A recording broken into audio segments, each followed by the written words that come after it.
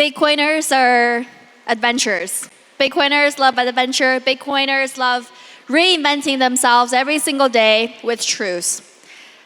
And now we have Bitcoin. What else? What else do we do with our lives, with our time, to create, to elevate, and to inspire?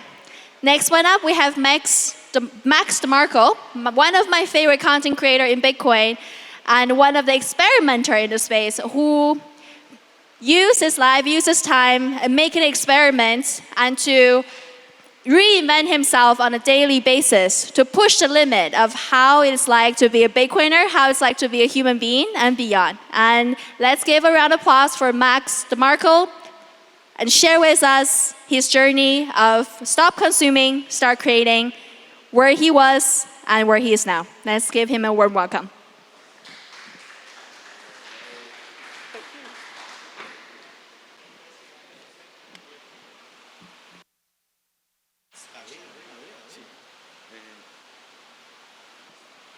Just.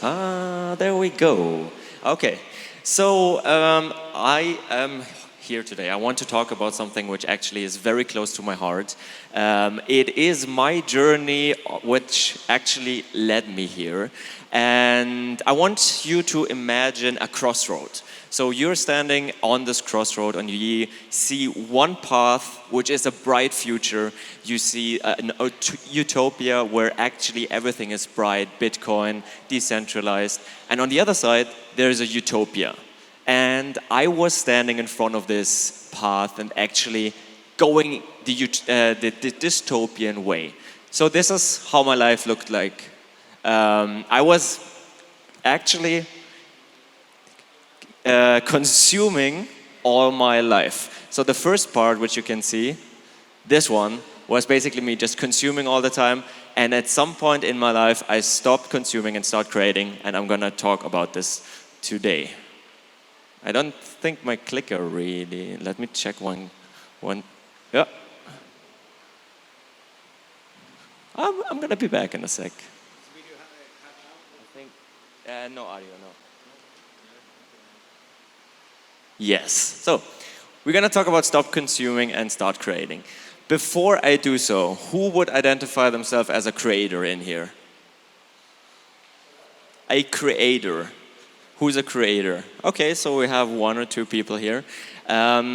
So, the people who just said they're a creator, their creating to consuming ratio looks like this. They're creating more than they're consuming, right? And then there are the other people who actually are just consuming. Those are the people who everybody knows. There's people who have actually a screen time of 8 hours or even more. They're only consuming or not creating. I think there's a study which says that 80 to 90% of people just use their social media to just consume, never post anything. And this has been me. I've been lurking on Twitter, looking at all of this stuff and basically just losing myself in there, never posted anything. And I don't know where you are on this journey, but I think everybody knows somebody who's in there. And this is not really natural, because if we look at the create and consume ratio, it is more natural to actually create than to consume. This one, I'm going to make the point why I don't think that we should live the life like this. Of course, it's very fluid. One day you might be more on the consuming side, one day more on the creating side. It's not a thing which is just static on one side. But it kind of changes at some point in our lives, where this change is very, very big. So Pablo Picasso, for example, said that every child is an artist, but the problem is how to remain an artist once he grows up. So why is that?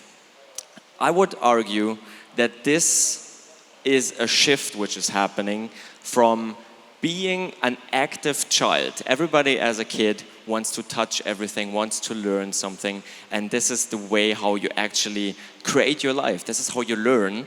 And sadly, this creation and active side, which every kid has, you touch a tree, you fall down, this is how you know how to get up the next time better. but the shift is happening in school. I think in school, when you go into school, the creation actually has a grade currently. It's not about creating something, it is that you have rules which you have to create upon. And if you don't create it, you are actually like a number. In Germany, it's 1 to 6. If you create shit, you might not pass, and therefore a lot of kids just stop creating and actually, not yet consume, but go into this passive way of doing. They don't want to see themselves and figure out what the right way is because somebody actually tells them what they need to do. So they get pretty passive. Me personally in school, I was a very creative kid. So I was creating a lot. I was doing videos. This is my shitty video when I was a kid. I was doing music video. There should be a sound. ¿Tenemos audio? My Spanish is bad. Yes. So my friends and I, we did just some random videos. We did backflips. We thought it's super cool. And this is what we did, right? School didn't do this shift for me. I kept creating, and I was actually a music producer, so I made those videos, which today I would say like, it's pretty shitty, but it's part of the process, right? So I was on this side. I was creating a lot, I was consuming a little bit, but slowly but surely, this got less. And it's not school for me, it was social media. Because social media actually impacted my life pretty big. So what happened? I wanted to make videos, I wanted to be an artist, and then suddenly social media was there, and I was able to consume other people's lives. I saw other artists, I saw what they do, and I thought by just looking at this, that this is me creating. So I forgot myself. I wasn't living my own life, but actually was living other people's lives through the algorithm, through what they did, right? So I sadly got into this algorithmic hell of my whole life I wanted to create, and suddenly I was this passive guy just watching other people's videos, and I didn't really know how this happened, how I was feeling miserable and why, but there I was, right? I was there, and the problem was that my attention, which before that I used to create something and to actually build my own stuff, was now monetized by those platforms. This is how they want to keep you on there, because your attention is their money.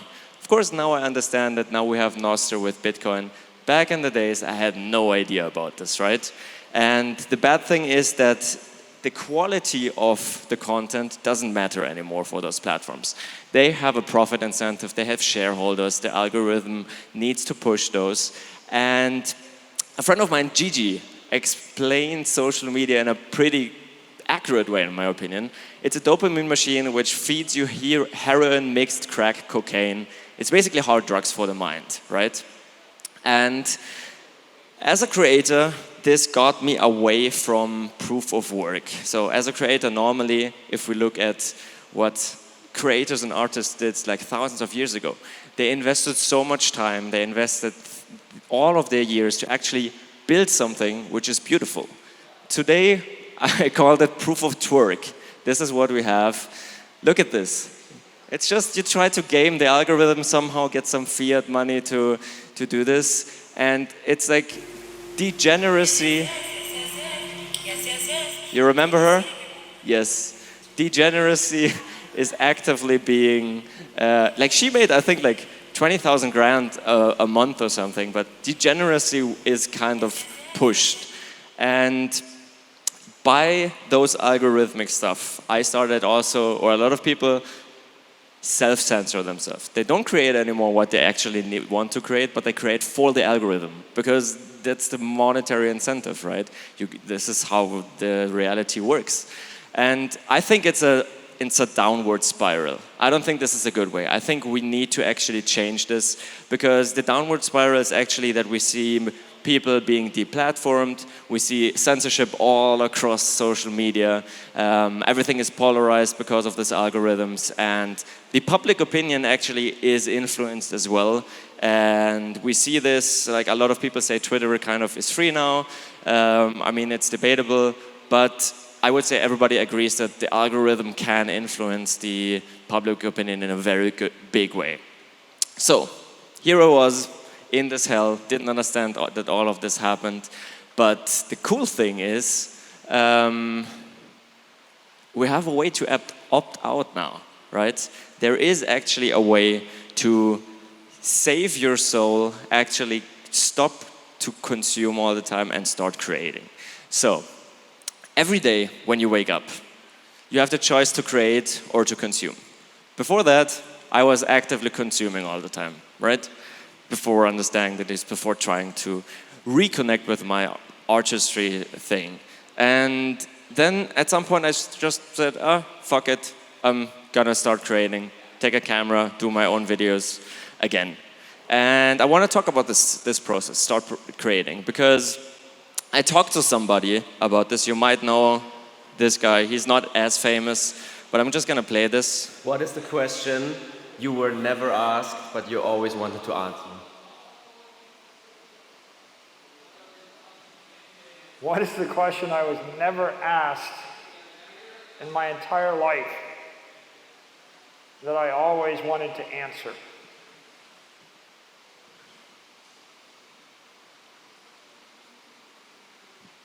It's buffering.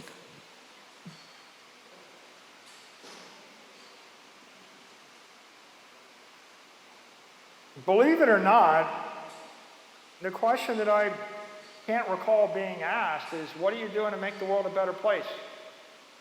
So what would the answer be? Bitcoin.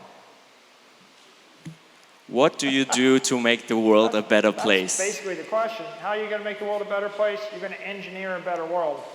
The generic answer is engineer a better world, whether it's engineer a bridge, engineer a plane, engineer a power plant, engineer a reservoir, engineer a digital monetary system, engineer something to make the world a better place.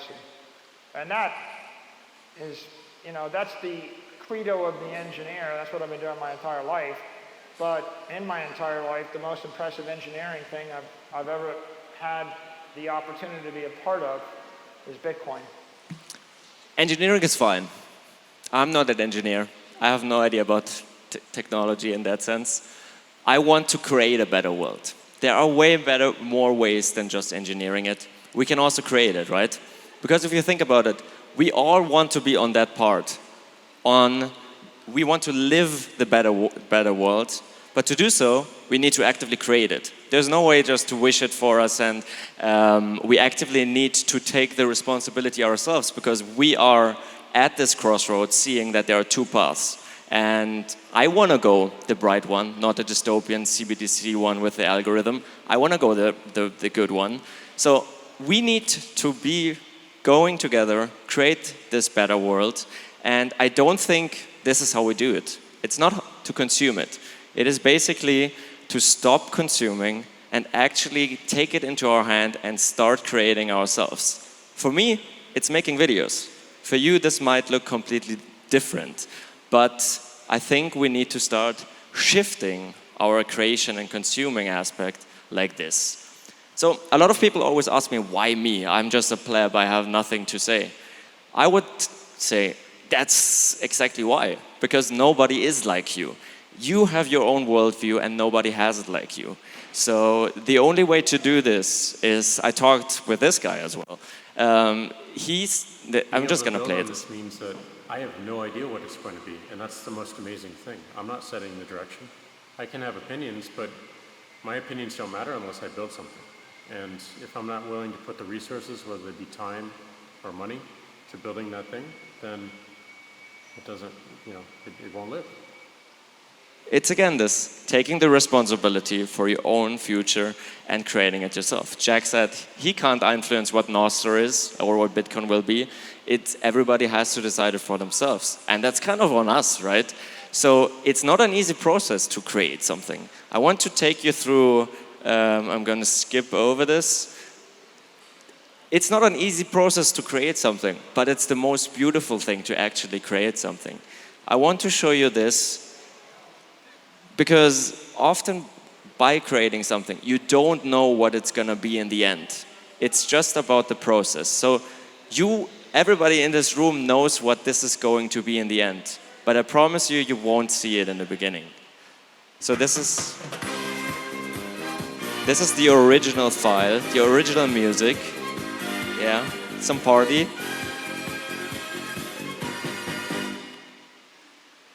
But then the creation process starts, right? Anybody knows already? Okay, there too, yeah.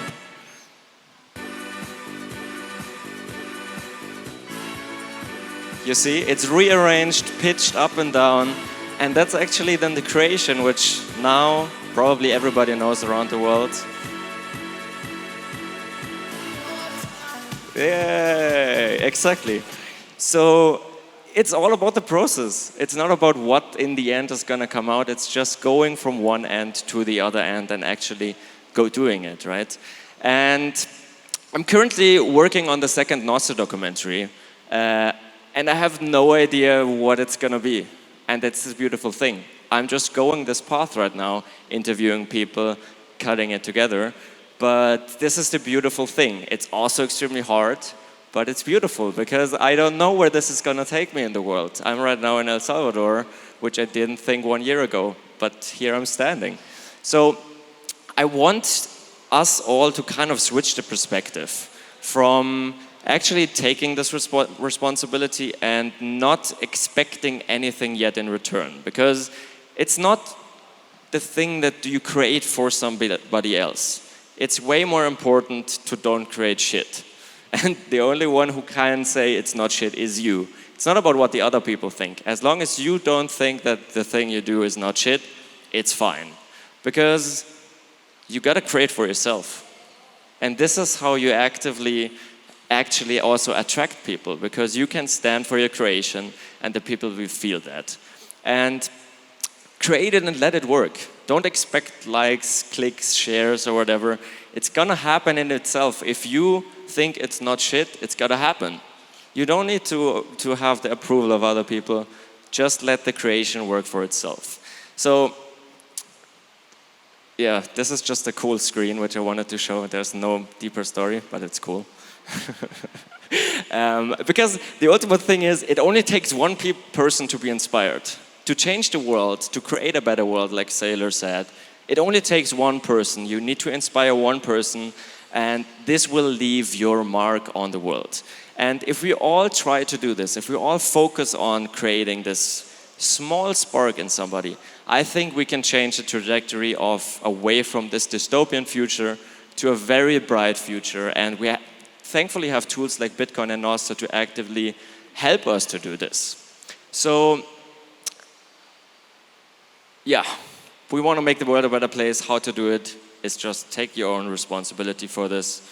And also it's important to connect with people, because ultimately you don't want to be alone there in front of your Twitter.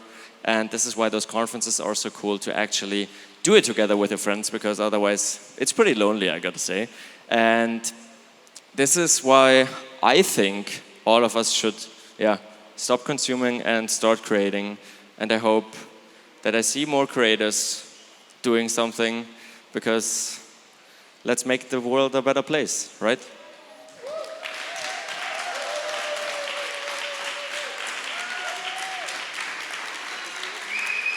Thank you. Anybody questions? Anybody? Okay, let's try. Before that, there were 2 people who said they are creators. Is anybody trying to create something in the next week? Let's go. This is a positive sign. Okay, that's cool. Anybody questions? When is the movie coming out? The Nostr documentary? Probably in a year or something. It's going to be again a very big one, and I don't know where it's going to take me. Just started filming 3 years ago. Probably Madeira, yes. been already in 5 or 7 countries filming, so I'm pretty bullish. Yes. Wait, I think, can I give you the microphone? So for your creative process when you're creating documentaries, do you have any like kind of process where you allow a little bit of structure and then completely open? I mean, how do you balance the structure with the creative openness? Yeah, so I have some structure which I always follow. It's like a 5-step rule, which is kind of like there's a hook, there's a setup, the context stage, and so on. But within this, I have a very, very big creative freedom. And it's kind of like,